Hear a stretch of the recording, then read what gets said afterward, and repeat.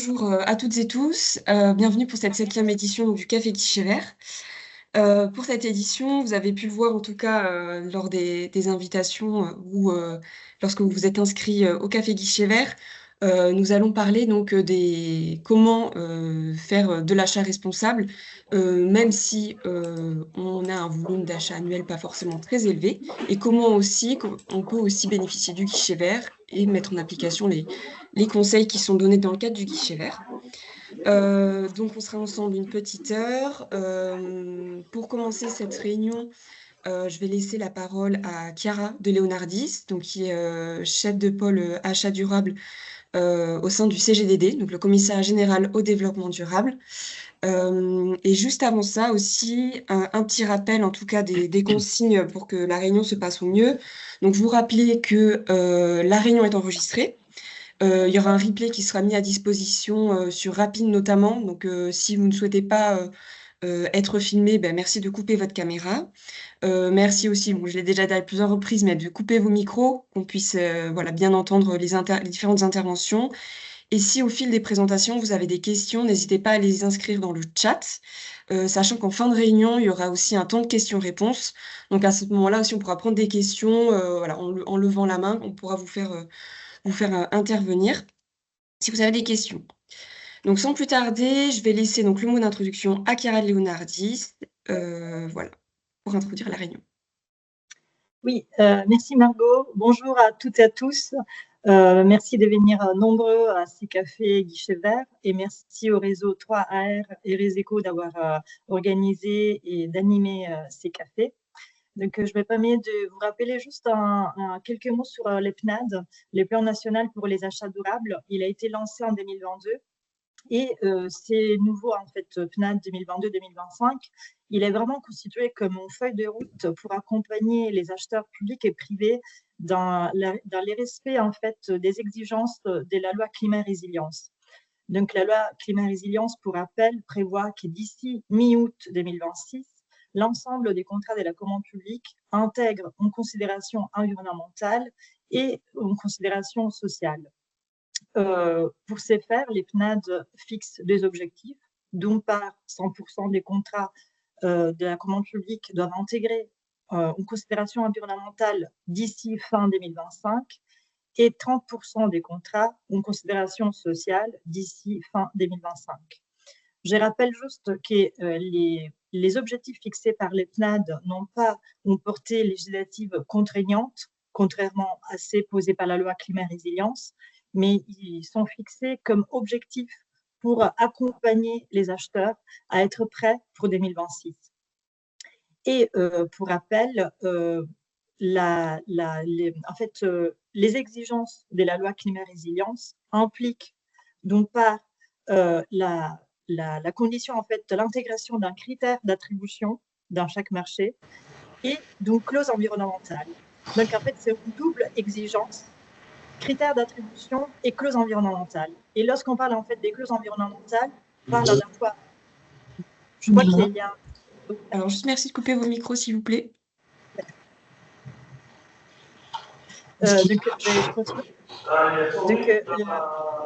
Pour respecter les exigences de la loi climat résilience, à la fois il faudra donc prévoir un critère d'attribution dans vos marchés et aussi une clause environnementale qui peut être donc une condition d'exécution ou une spécification technique. Et dans la slide, en fait, on vous a mis aussi les liens vers la fiche des LADAGE qui vient d'être mise à jour et qui reprend l'ensemble en fait ces éléments pour être conforme en fait à l'article 35 de la loi climat résilience. Depuis les lancements du PNAD, on peut quand même constater que les chiffres publiés par l'Observatoire économique de la commande publique témoignent d'une nette progression de la prise en compte de la dimension environnementale et sociale de l'achat public.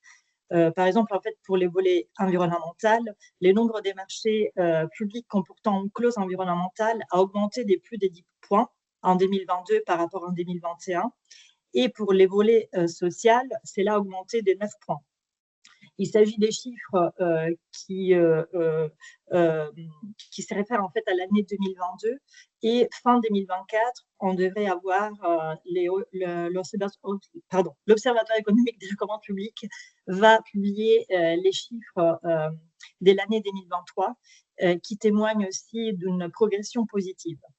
Mais comme vous les voyez, vous les constatez, la marge, elle est encore importante pour atteindre les 100% des considérations environnementales dans tous les contrats de la commande publique.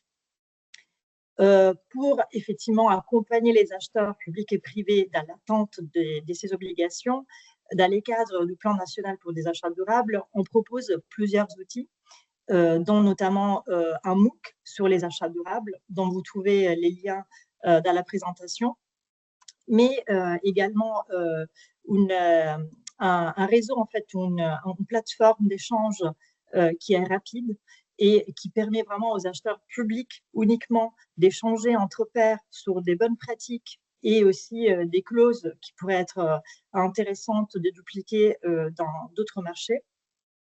Également, vous disposez d'autres outils, notamment l'AREF, qui permet donc de voir quelles sont les obligations qui s'appliquent par secteur et à vos achats, en fait, au marché, enfin aux acheteurs publics. Et également les clausiers verts qui permet qui recense en fait l'ensemble des clauses par secteur qui peuvent être aussi source d'inspiration pour les acheteurs. Et avant en fait d'atterrir en fait sur les guichets verts, je souhaite en fait vous annoncer prochainement les lancements d'une plateforme dédiée aux achats durables. Cette plateforme qui a été élaborée par les CGDD vise vraiment à rassembler l'ensemble des informations sur les achats durables. Donc on a constaté qu'il y a beaucoup d'informations, que les acheteurs étaient un peu perdus en fait dans cette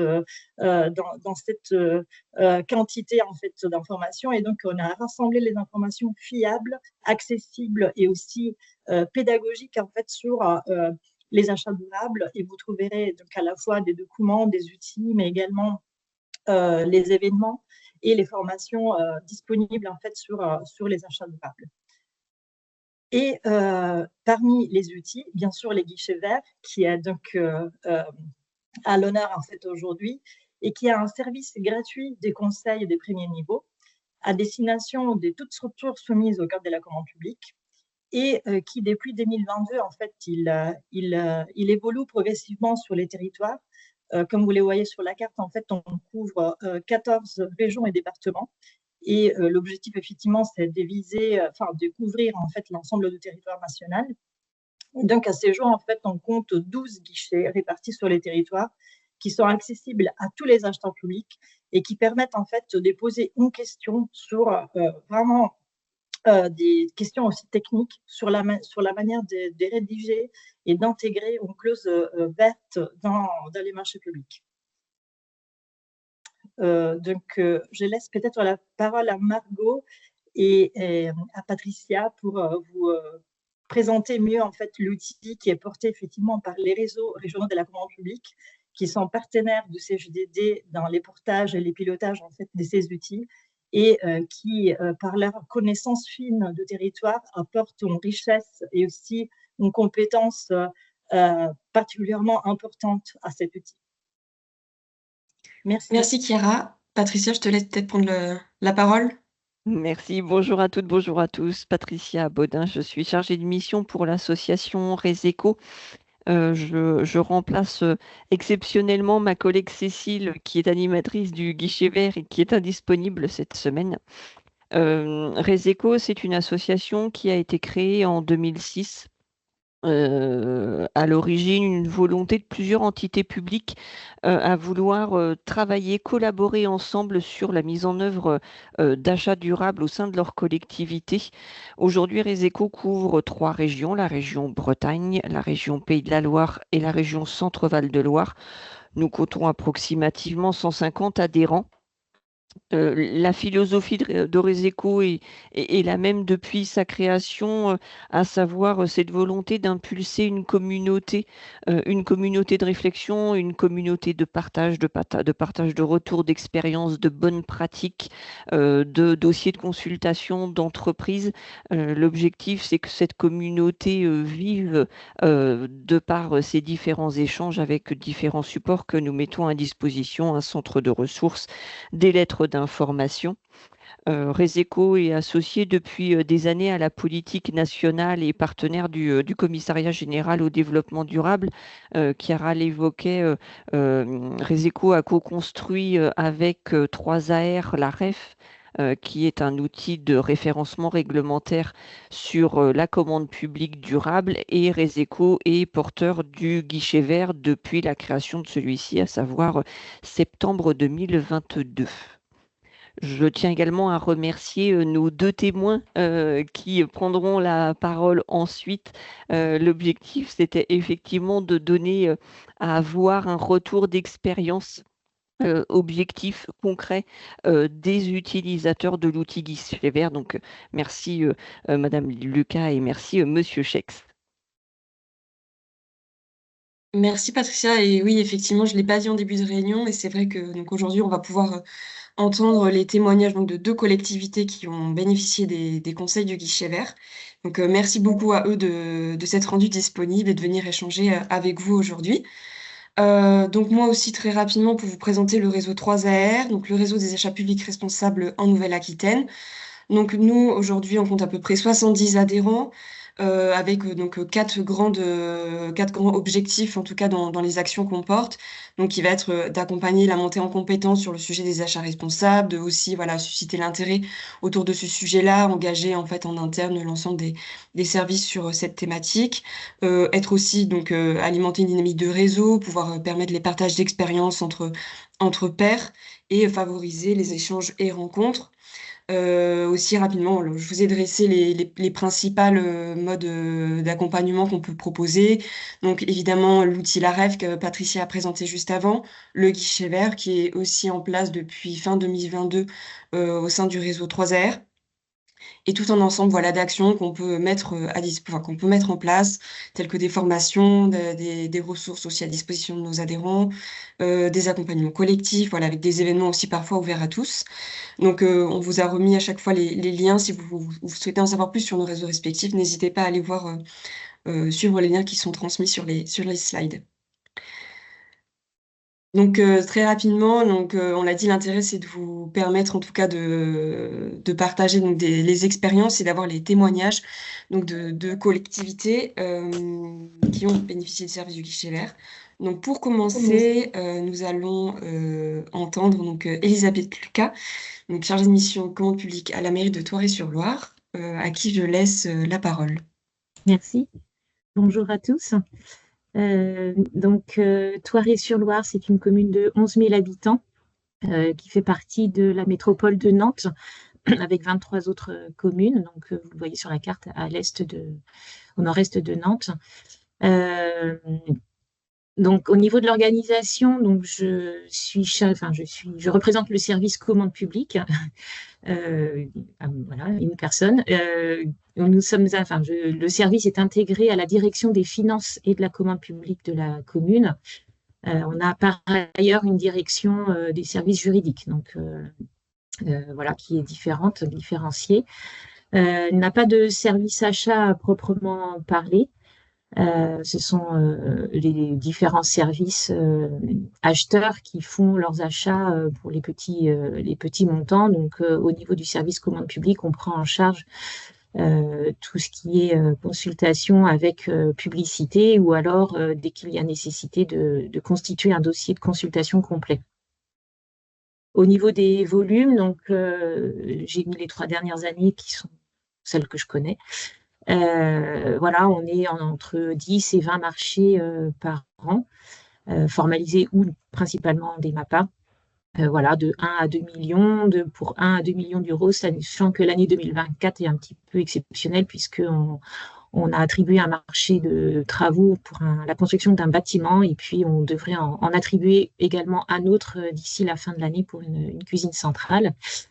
Voilà, donc les types de marchés passés, ce sont principalement, alors en termes de récurrence et puis d'importance financière des prestations de services, donc principalement le nettoyage des locaux et la fourniture des repas scolaires, qui sont les deux plus gros services en termes de montant. Également, on achète des fournitures administratives, scolaires, puisqu'on fournit des livres, des crayons, enfin des cahiers pour les élèves, des produits d'entretien, et puis en termes de construction, donc exceptionnellement deux bâtiments, mais autrement, ce sont des aménagements de cours d'école, d'espaces verts, des marchés d'assurance. Voilà pour la présentation de l'activité. Au niveau du guichet vert, eh bien moi, j'ai découvert l'existence du guichet vert à l'occasion d'une réunion du réseau des acheteurs de la métropole, puisque Nantes Métropole anime un réseau avec les responsables commandes publiques, enfin, les personnels des services publics des 24 communes. Donc, c'est intéressant, c'est l'occasion d'être en veille. Et là, Reseco était venu se présenter et donc avait présenté l'ensemble des outils que vous avez pu rappeler précédemment. Donc, à la suite de ça, moi, ce que j'ai fait, c'est que je me suis fait un petit raccourci sur ma barre de Google, en fait, en faisant un dossier développement durable et puis j'y ai mis tous les liens vers ces outils-là de manière à ce que pour moi, ce soit plus simple et puis que je ne sois pas bloquée par une recherche de liens, etc. Je sais où je vais le chercher et je trouve que ça aide dans la mise en œuvre, en fait. J'ai sollicité plusieurs fois le guichet vert, donc depuis cette date, pour les marchés de fourniture de produits de fertilisants, pour les prestations d'entretien d'installation thermique, entretien de toiture et de nettoyage des locaux, et puis pour la construction d'un bâtiment. Donc à chaque fois, alors la sollicitation, le lien qu'on vous a donné, il amène directement à un formulaire en ligne qui est hyper rapide à remplir. Je crois qu'il faut moins de 2 minutes. Et personnellement, moi, j'ai eu des réponses soit le lendemain, soit 2-3 jours plus tard. Donc, c'est bien parce que voilà, on est dans une continuité et c'est bien appréciable.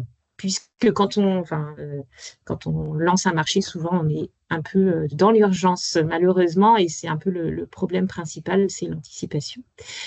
J'ai voulu vous présenter dans la diapositive suivante un exemple, en fait, la réponse que le guichet vert a pu faire sur ma sollicitation concernant le nettoyage des locaux. La réponse, elle est sous le format d'un mail qui est toujours construit de la même manière. Donc, ce que je trouve intéressant, puisque ça permet d'avoir des repères. Tout d'abord, de façon assez large, le guichet vert nous invite à nous questionner. Donc là, par exemple, sur la question du nettoyage des locaux, à nous questionner sur la prise en compte de la santé par rapport à l'impact des produits utilisés ou du papier, sur la dimension sociale en matière de clause d'insertion, d'égalité homme-femme, de conditions de travail, de prévention des risques, et puis sur l'économie des ressources en eau, l'économie des ressources en utilisant des machines électriques réparables, etc. Donc ça dresse un peu le paysage général de la prestation concernée. Donc, c'est très ciblé et à la fois très large. Ensuite, il y a un rappel du cadre réglementaire en matière de développement durable en ce qui concerne la prestation concernée. Donc là, ça concernait les substances chimiques, la qualité de l'air, la réduction des émissions, des consommations d'énergie, et tout ça à chaque fois avec des liens actifs vers les différents décrets ou articles de loi. Et ensuite, donc, des conseils pour la construction des marchés en termes de clauses, par exemple, donc, qui reprend un peu le premier champ des questionnements, donc en conseillant, par exemple, d'exiger des labels pour les produits d'entretien et les papiers, des spécifications techniques sur le conditionnement des produits d'entretien, sur la formation à la juste dose, la biodégradabilité, la limitation des substances dangereuses, etc. Donc tout ça toujours avec des liens actifs. Et puis également proposer des conditions d'exécution comme le plan de progrès, la notion de plan de progrès qu'on n'a pas forcément toujours bien en tête, je trouve. Donc, par rapport à l'égalité homme-femme, l'évolution aussi vers la possibilité du travail en journée. Voilà, donc pour le champ de ce qui peut être intégré dans les clauses du marché. Et puis, il y a un autre paragraphe dans la réponse qui concerne le critère ou le sous-critère environnemental avec une recommandation sur la pondération, en suggérant de ne pas aller en dessous de 10% sur ce critère-là, entre 10 et 20, et puis en suggérant un contenu à ce critère, comme par exemple ici un critère d'objectif, par exemple sur les labels. Il y a ensuite une suggestion de considération sociale qui est adaptée à ce type de prestation, donc en suggérant d'intégrer une clause sociale et puis en renvoyant un lien vers nous qui sommes concernés au niveau de Nantes Métropole, vers la cellule clause sociale de Nantes Métropole. Donc voilà, c'est l'intérêt aussi du guichet vert qui est relativement local et qui connaît donc bien sur notre territoire les interlocuteurs qui peuvent être sollicités. Et puis pour finir, un lien vers des ressources avec des boîtes à outils, des retours d'expérience. Donc voilà. Donc beaucoup de propositions, moi je trouve, dans les réponses. Nous concrètement, on a intégré une clause environnement et un critère sur la question le sujet des produits utilisés, donc en reprenant les suggestions sur Alors, on n'a pas exigé des produits, on a dit qu'en fait, on souhaitait que le titulaire privilégie des produits labellisés, biodégradables et en conditionnement rechargeable. Donc, en fait, alors on s'est limité à ça parce que au moment de rédiger le marché, voilà, on a beaucoup de choses à prendre en compte et les services ne sont pas toujours bien acculturés à l'ensemble des sujets qu'on peut faire l'objet de la réponse. Et puis, il ne s'agit pas non plus de se faire plaisir, entre guillemets, de se faire plaisir au moment de rédiger le marché, mais c'est bien anticiper ce que l'on est en mesure de suivre dans l'exécution du marché. Donc, voilà, donc on se sentait mûr pour intégrer la notion sur les produits. Voilà, donc dans la réponse au marché, on a demandé explicitement aux candidats de décrire les produits sur lesquels ils s'engageaient et de répondre sur les 3 critères, donc en termes de labellisation, biodégradabilité et conditionnement rechargeable. Donc on a noté une note sur ces 3 points-là. On est resté à 10% sur le critère environnemental et j'ai pu constater à l'analyse des offres que c'était déjà bien impactant sur la question du classement. Donc, c'est vrai que, bon, moi, à mon niveau, je trouve que c'est bien de commencer par 10% dans un premier temps et puis peut-être évoluer vers un pourcentage plus important quand on maîtrisera un peu plus les choses. Et puis, on a également intégré la clause sociale, bon, ça qui était déjà dans les marchés précédents et donc que de toute manière, on aurait intégré. Voilà pour un exemple concret sur une sollicitation du guichet vert. En synthèse, moi, je trouve que la sollicitation, c'est très simple d'utilisation. La réponse est rapide. Le contenu, je le trouve, moi, précis et exhaustif. Voilà, je trouve. C'est un service gratuit, donc c'est pas inintéressant. Et puis, moi, j'ai mis éducatif dans le sens où, en fait, c'est quelque chose qui doit nous permettre, nous, petit à petit, de nous acculturer au sujet. Donc, on en parlait un peu hier lors de la réunion de préparation. C'est vrai qu'au niveau de la commande publique, ça passe par nous, commande publique, ce genre de réponse et de contenu. Et après, l'idée, c'est de le communiquer vers les services acheteurs pour que de plus en plus, ils prennent en compte ces notions-là le plus en amont possible au moment de la réflexion de leur marché et puis qu'on ne soit pas à se poser la question uniquement quand on est en train de rédiger le règlement de consultation et qu'on est en train de se questionner sur les critères de notation, quoi. Donc voilà, donc c'est un outil que je trouve intéressant à utiliser, plutôt simple, pour petit à petit l'intégrer le plus tôt possible ces questions-là dans le processus de passation de nos marchés. Voilà. Merci beaucoup, Madame Lucas. Alors, pour rappel, on pourra échanger pour se voir, en tout cas, s'il y a des questions à la fin de la réunion. En tout cas, Alors, j'ai pas de vue sur le chat actuellement, vu que je partage le diaporama, mais si vous avez des questions, n'hésitez pas aussi à les mettre par écrit dans le chat, on les prendra en compte. Donc pour poursuivre, en tout cas, ces témoignages, donc je vais laisser la parole à monsieur Jean-Sébastien Chex, responsable des affaires juridiques et de la commande publique à la mairie d'Orthez. C'est à vous, monsieur Chex. Oui, oui, bonjour à toutes et à tous.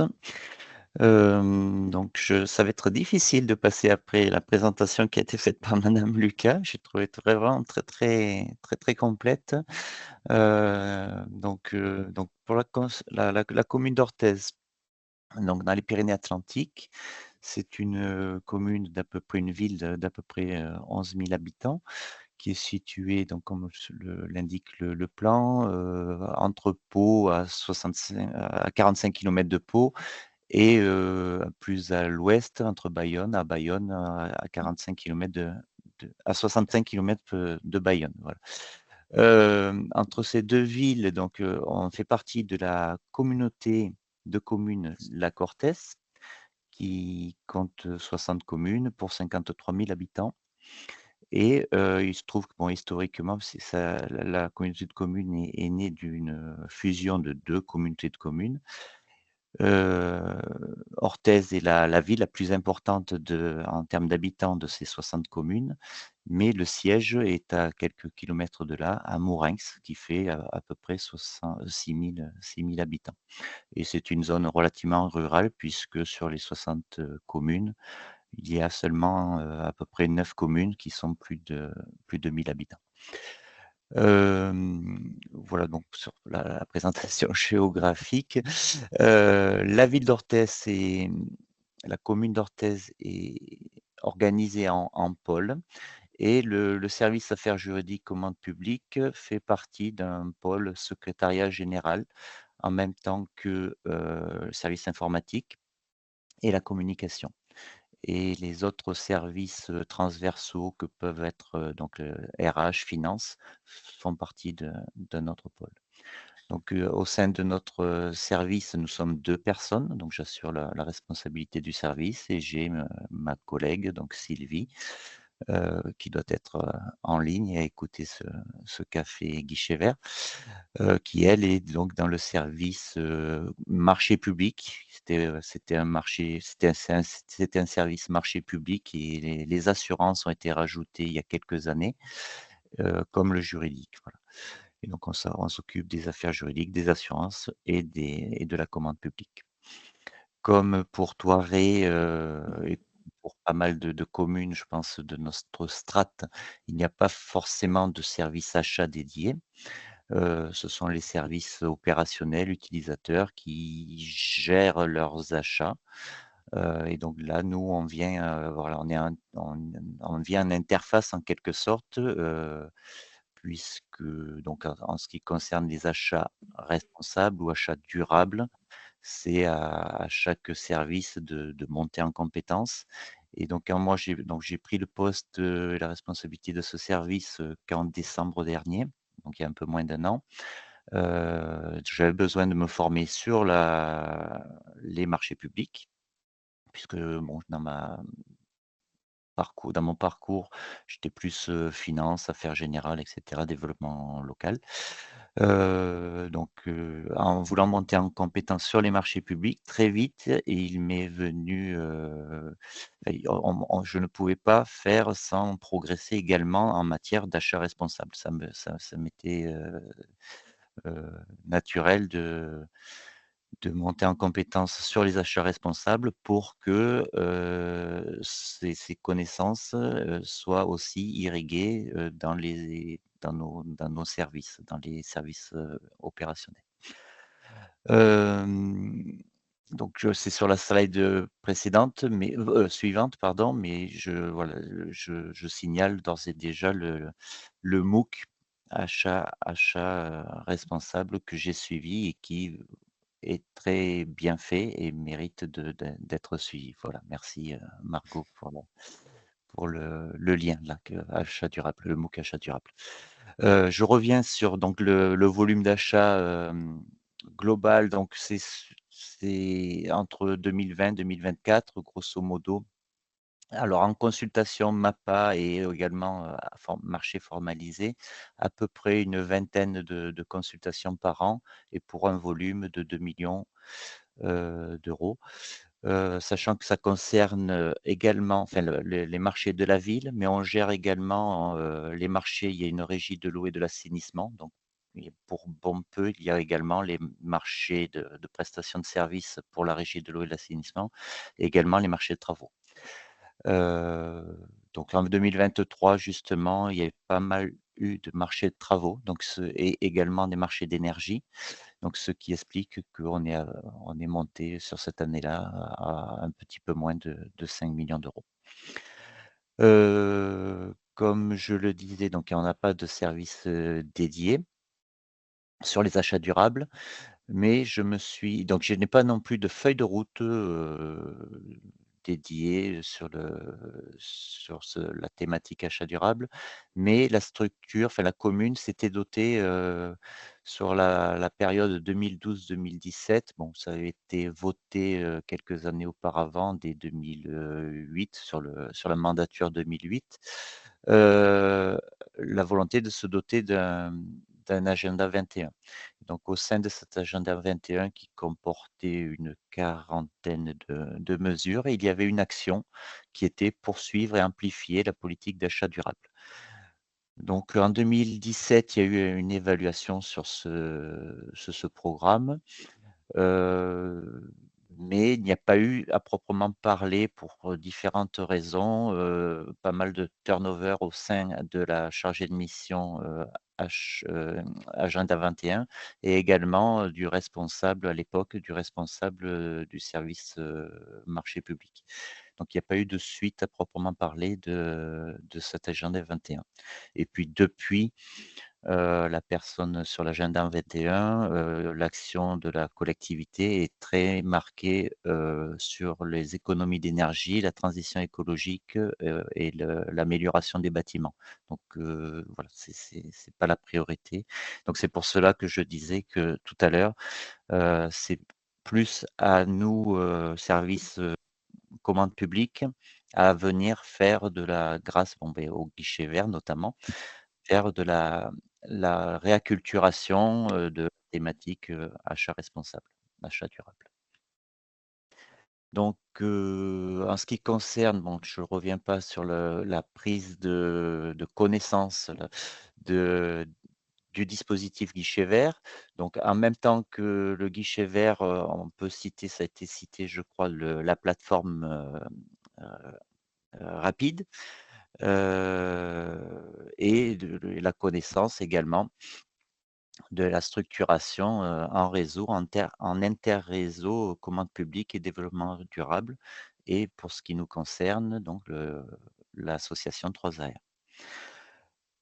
Hem, donc nous avons sollicité le guichet vert, alors de manière également, comme l'a dit Élisabeth Lucas, de manière très simple, par le formulaire la première fois. Heu, donc on a sollicité le guichet vert, 3 fois. Il s'est trouvé que j'ai réalisé qu'après que c'était que pour des marchés de services.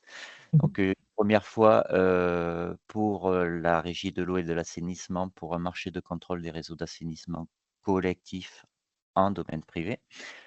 Une seconde fois, c'était pour un besoin de refonte de notre site internet de la ville.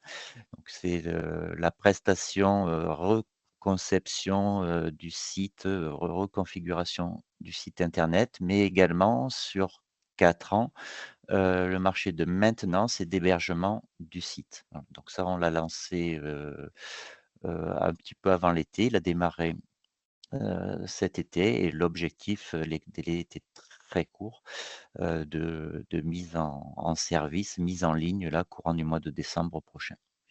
Et le troisième exemple de consultation ça a été, là également un marché de prestations intellectuelles. Nous avions besoin de nous faire, aider sur, notre marché de téléphonie fixe, mobile et accès internet, qui est voilà, donc qui est en cours également. Donc sur ces trois marchés, de prestations intellectuelles, moi j'avais un questionnement justement, comment sur de la prestation intellectuelle on peut faire intervenir des critères de sélection ou d'exécution encore plus difficiles, et intégrer des éléments de développement durable. Donc j'ai eu une réponse chaque fois. Alors la première réponse, je crois que ça s'est fait de manière orale, mais les suivantes, j'ai eu des réponses très détaillées, comme l'a expliqué également la commune, l'intervention précédente, très détaillées, structurées, qui nous ont donné des éléments que l'on a intégrés ensuite dans nos documents de consultation, et essentiellement, on a systématisé donc la l'intégration de performances en matière de protection de l'environnement dans les règlements de consultation. Donc comme il a été dit, idéalement, c'est vrai que, il faut pondérer au moins à 10 pour que c'est quand même un impact significatif. Après, là, on revient à ce que je disais, et l'intégration, alors l'intégration de ces considérations, le plus en amont possible, bien entendu, et ce qui n'est pas forcément encore, chez nous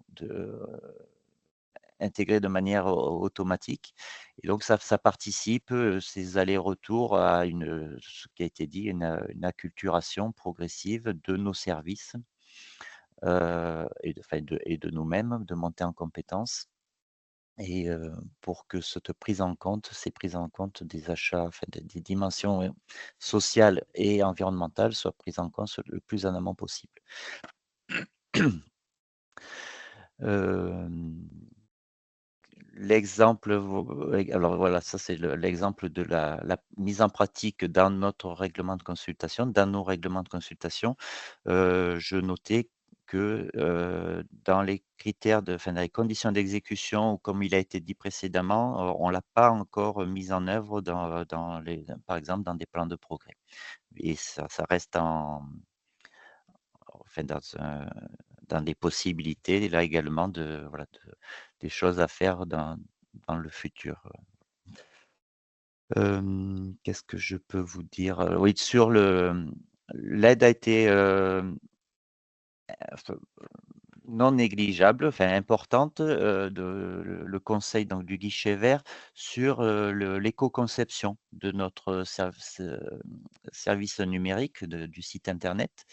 Donc la personne qui suit dans le service communication, qui suit le dossier, on avait des éléments, mais ça a permis de nous conforter dans ces exigences-là. Donc dans le CCTP, nous avons mis un article sur, l'aspect, data center éco-responsable, et donc les réponses des nombreux candidats, puisqu'il y a eu quand même une, douzaine, quinzaine, je ne sais plus exactement le nombre, de candidats pour, ce marché. Ça a permis de discriminer et de noter, et d'analyser au vu de ce critère-là notamment. Voilà, heu, voilà ce que je peux vous dire. La réacculturation, j'en ai parlé, des services, des chefs de service, et donc l'idée, c'est de ce que j'ai dit tout à l'heure, donc se baser sur le travail fait à un moment donné sur l'agenda 21 pour nous doter dans le futur, donc nous sommes bien en dessous des seuils, bien entendu, de Spaser, hein, des 50 millions d'euros. Mais comme, enfin, à notre communauté de communes, la CCLO, s'est dotée également d'un Spaser, bien qu'il soit en dessous de ces seuils-là, et notre idée en interne, ce serait de nous doter d'une charte achat responsable, pour cadrer, notre politique, globale, et monter en compétences là, voilà. Donc ça, c'est dans l'idée, pas encore dans les tuyaux, mais j'envisage de le formaliser, donc avec l'aval bien sûr de nos élus, de la direction générale, pour sans doute la prochaine mandature.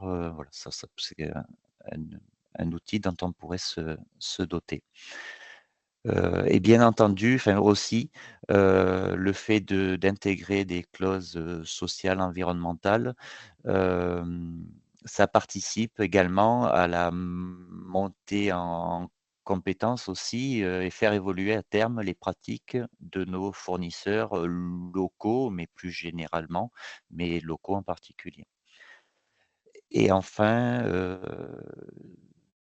ce que je peux également rajouter, c'est que début septembre, donc nous avions un conseil municipal et la collectivité a décidé d'adhérer au réseau 3AR, heu, pour, bénéficier également de conseils, de ressources dont on ne dispose pas, actuellement, voilà. Et de formation également pour continuer, de monter en compétences au sein même du service, marché, mais également, pour que les services transversaux, heu et opérationnels puissent, puissent avoir, des ce éventuellement de formation ou d'information sur les achats responsables que nous ne sommes pas forcément nous à même directement, de mener. Voilà, pour avoir un regard extérieur, c'est ça l'idée. Je ne sais pas si au niveau temps, oui, je Oui, pense. bah, on est parfait niveau temps. Il nous reste, grosse quinzaine de minutes pour échanger. Donc Mmh. merci beaucoup et puis nous, bah, nous on se réjouit, de vous compter comme nouvelle adhérente, de pouvoir aussi vous accompagner dans cette dynamique-là. Alors oui, de toute façon le support, sera mis à disposition, je pense et puis il y aura le repli sera diffusé, mais on vous a remis les coordonnées donc de madame Lucas, monsieur Chex. Si, voilà, vous avez des questions, vous souhaitez avoir, échangé, sur des points précis et cetera, vous avez leurs coordonnées, donc n'hésitez pas à les contacter. Donc on arrive, au temps de questions-réponses. Je vais peut-être juste départager mon écran le temps de cet échange-là et donc Patricia, je ne sais pas si déjà il y a peut-être eu des questions dans le chat. Moi, j'en ai pas encore pris, connaissance. Pas pour le moment. Après, n'hésitez pas à couper vos micros et à lever la main pour que ce soit aussi plus interactif si vous le souhaitez.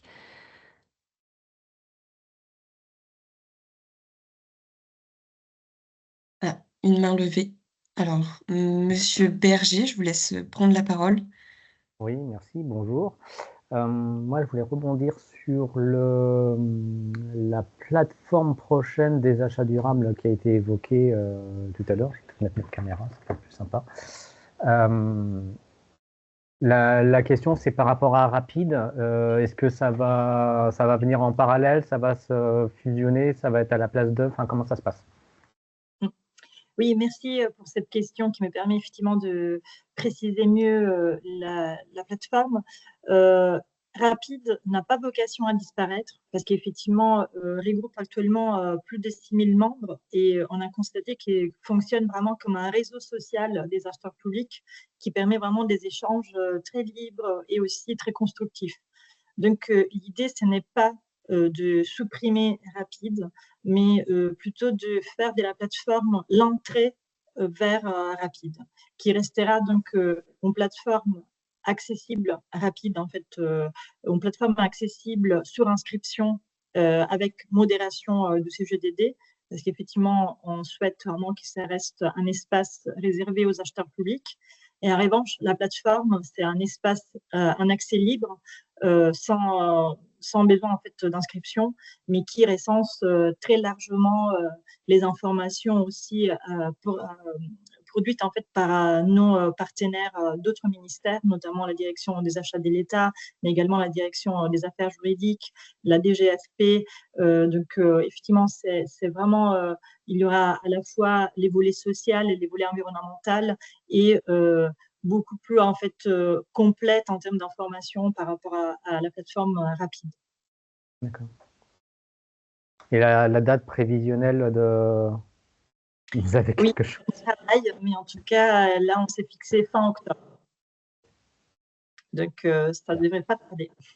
Ça marche. Merci bien. Merci. Merci. Alors, on m'a fait remonter qu'il y avait un petit souci avec le chat. Donc, j'ai essayé de le résoudre. Mais entre-temps, si vous souhaitez prendre la parole, n'hésitez pas à lever la main. Pour certains, si vous avez pu poser des questions, effectivement, on n'a pas accès à la conversation, donc n'hésitez pas à la reposer à l'oral.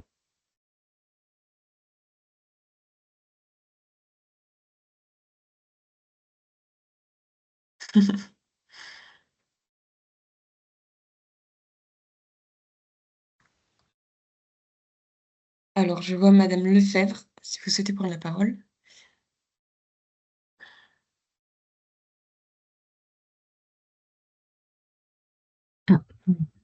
Madame Lefebvre, j'ai vu que vous leviez la main. Oui, pardon, bonjour, j'ai oublié de mettre mon micro. Je commence. Donc, Stéphanie Lefebvre, je suis responsable du service achat à la CARSAT Centre Val-de-Loire, donc un organisme de sécurité sociale. Donc, on est un acheteur, une entreprise privée soumise au code de la commande publique. Et vous parlez souvent d'acheteurs publics. Est-ce que nous, en tant qu'organisme de sécurité sociale, on peut bénéficier des services du guichet vert, de Réséco ou autre? C'est un raccourci de langage. D'accord. Le guichet vert est ouvert à toute entité soumise au code de la commande publique. Donc oui, vous pouvez solliciter le guichet vert sans aucun souci. D'accord. Et vous rapprocher des services de l'association Réséco, bien évidemment. D'accord, je vous remercie. Je vous en prie.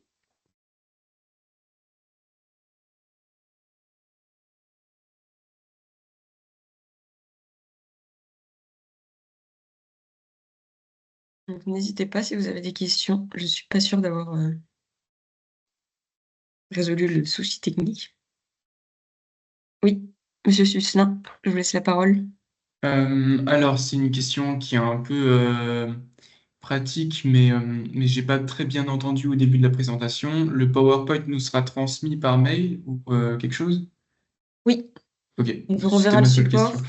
Voilà. Et vous aurez aussi, comme je l'ai dit, comme les précédents replays, ils seront mis en ligne donc, sur Rapide, sur la page, je crois que c'est la page guichet vert où ils sont déjà disponibles. Donc on D'accord, l'ajoutera. merci. En général, on communique dans la foulée via nos différents supports, que ce soit nos sites internet ou nos pages LinkedIn, pour vous informer de la disponibilité des éléments sur Rapide.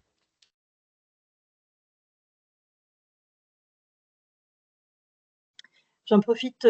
Pardon. Oui, j'en profite juste pour dire que sur la plateforme dédiée aux achats durables, il sera aussi possible de déposer les SPASER. Donc, c'est aussi dans cet objectif qu'a été créée cette plateforme pour permettre aux collectivités, aux établissements publics de déposer leurs SPASER et aussi de créer des échanges sur ces schémas stratégiques d'achat.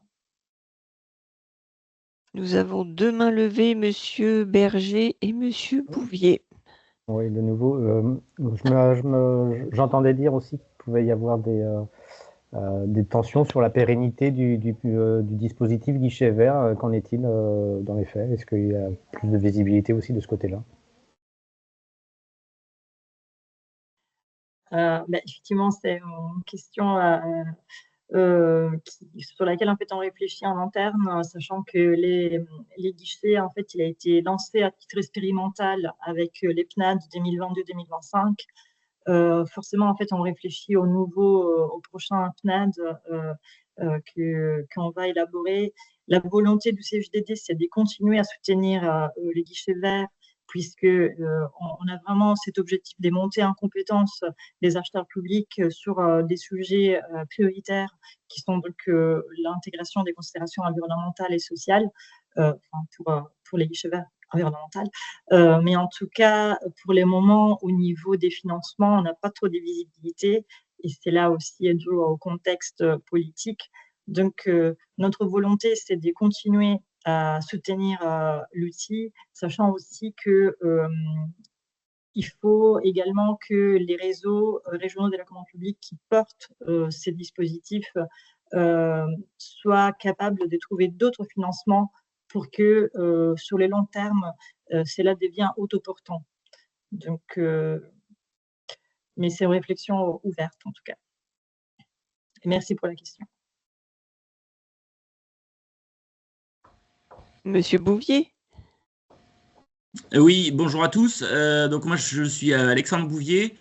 J'interviens pour la communauté de communes Périgord-Limousin en Dordogne. Je suis responsable des services développement du territoire et marché public. Donc notre communauté de communes Périgord-Limousin est vraiment ravie puisqu'on rejoint le réseau 3AR. Nous sommes les derniers, là, si je ne m'abuse, depuis simplement quelques mois. Ma question, en fait, en préambule, vous indiquiez les impacts de la loi climat et résilience sur les achats publics, notamment la notion d'introduire en 2025 100% de considération environnementale avec à la fois un critère environnemental et également une clause environnementale dans ces achats. Ma question, elle est simple. Est-ce que cela s'applique dès le premier euro pour tous les achats? Et est-ce que ça s'applique d'ores et déjà? Ou est-ce qu'il y aura une date butoir? Merci à vous.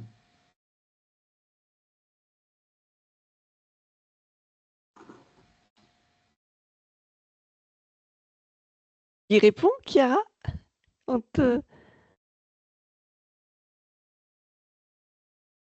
J'ai laissé un blanc. Il y a des questions comme ça qui sont assez délicates. Non, mais en fait, désolée parce que j'étais déconnectée et je n'ai pas entendu toute la question. Je suis désolée.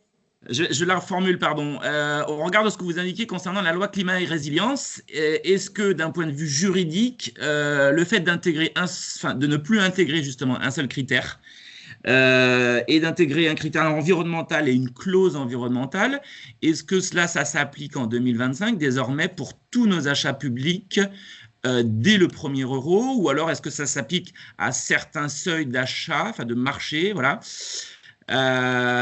Et est-ce que ça s'applique déjà au regard du cadre légal, réglementaire, ou est-ce qu'il y aura une date butoir pour mise en œuvre? Oui, mais merci également pour la question.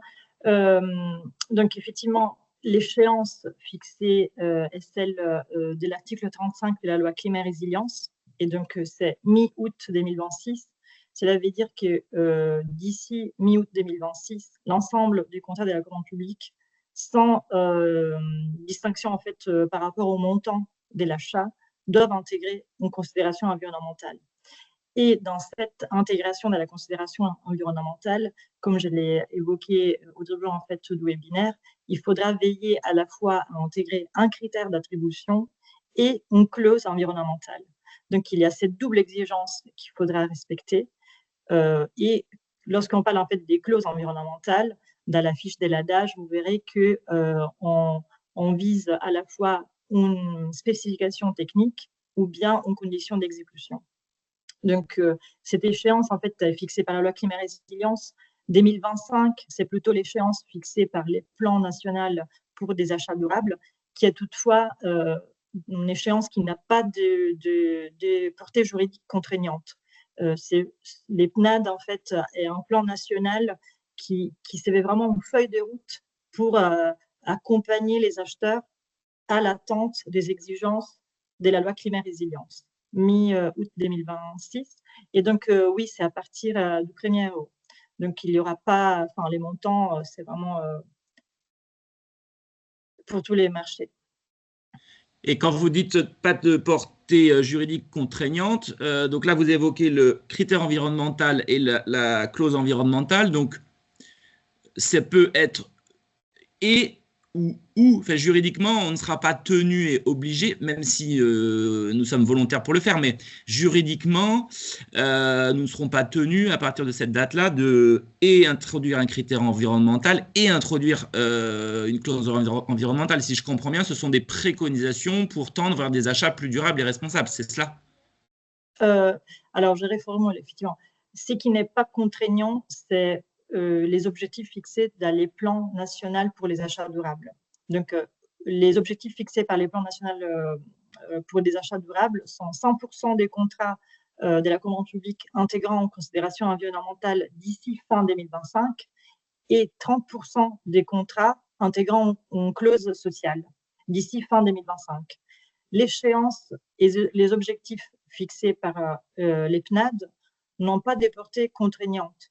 C'est des objectifs qui ont été fixés comme des cibles en fait pour encourager les acheteurs à se mettre en fait un ordre de marche pour atteindre les exigences de la loi climat résilience.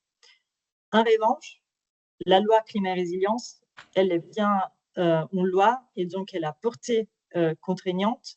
Et effectivement, d'ici mi-août 2026, il faudra impérativement que les marchés comportent à la fois un critère d'attribution environnementale et une clause environnementale.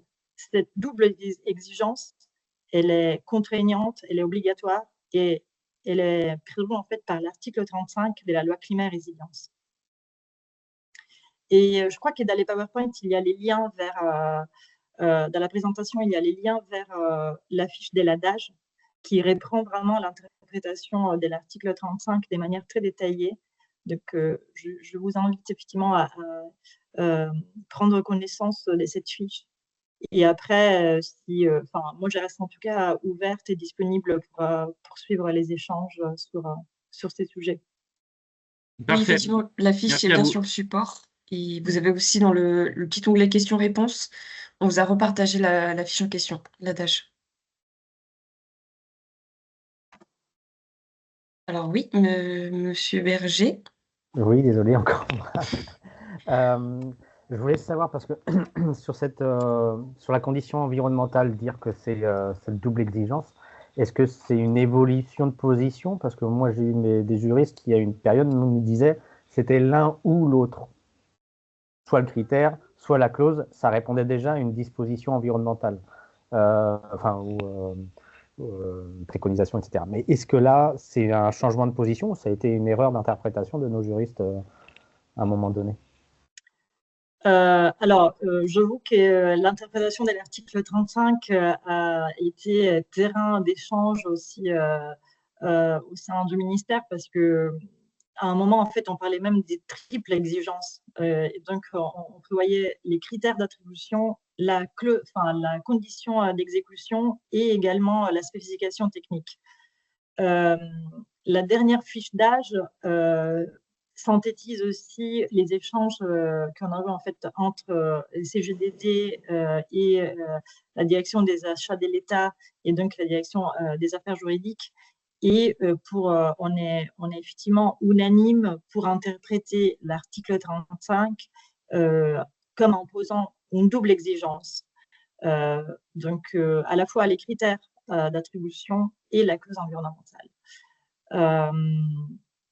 Voilà, donc effectivement, il y a peut-être une évolution dans l'interprétation à faire, mais en tout cas, je peux vous suggérer de contacter en tout cas la DAGE sur ces questions vraiment d'interprétation juridique parce qu'elle est vraiment la direction des affaires juridiques qui pilote et qui est en charge aussi de ces dossiers. Mais en tout cas, il y a bien une double exigence. Merci. Alors, je vois qu'il y a 2 autres questions. On va peut-être prendre ces dernières questions et puisqu'il est déjà l'heure. Mais après, voilà, s'il y en a d'autres, on pourra d'une manière ou d'une autre essayer de les récupérer. Donc, c'est Mariemba Haute-Corrèze, je crois, qui avait levé la main en premier.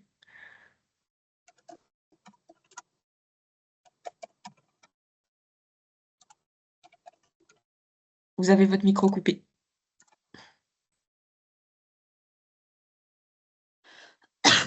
Alors, bonjour, c'est Mariemba, Haute-Corrèze Communauté et je suis responsable des affaires juridiques. Au fait, j'ai une question par rapport, là vous dites que c'est obligatoire au fait, mais le fait qu'il n'y ait pas de sanctions à l'encontre des collectivités qui ne respectent pas ces clauses environnementales, est-ce que cela ne limite pas la portée obligatoire au fait? Effectivement, les législateurs, cette disposition est issue aussi de la Convention du climat, la Convention citoyenne du climat, qui a voulu surtout encourager les mouvements d'intégration et la démarche en fait vers des achats durables.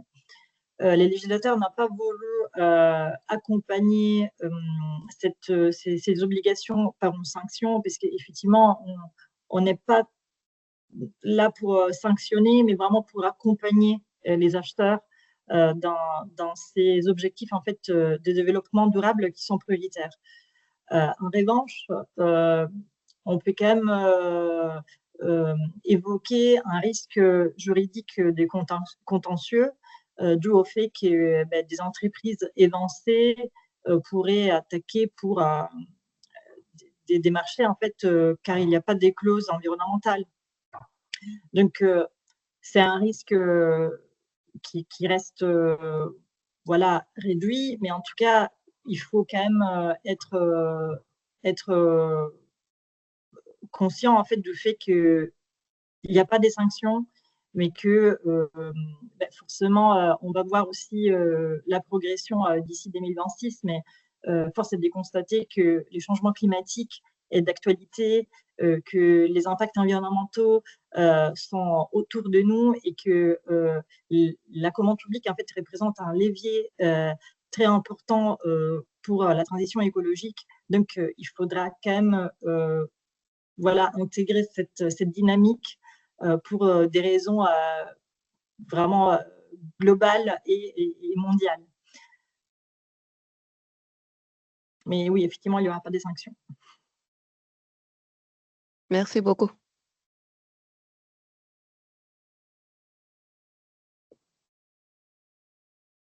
Merci beaucoup, merci à toutes et à tous. Si vous, Monsieur Bouvier, vous avez toujours la main levée. Une autre petite dernière question? Non, pas du tout, excuse-moi, c'était une erreur. Pardon, excusez-moi. Aucun souci, on ne voulait pas vous priver ou vous donner un sentiment de non-prise de parole.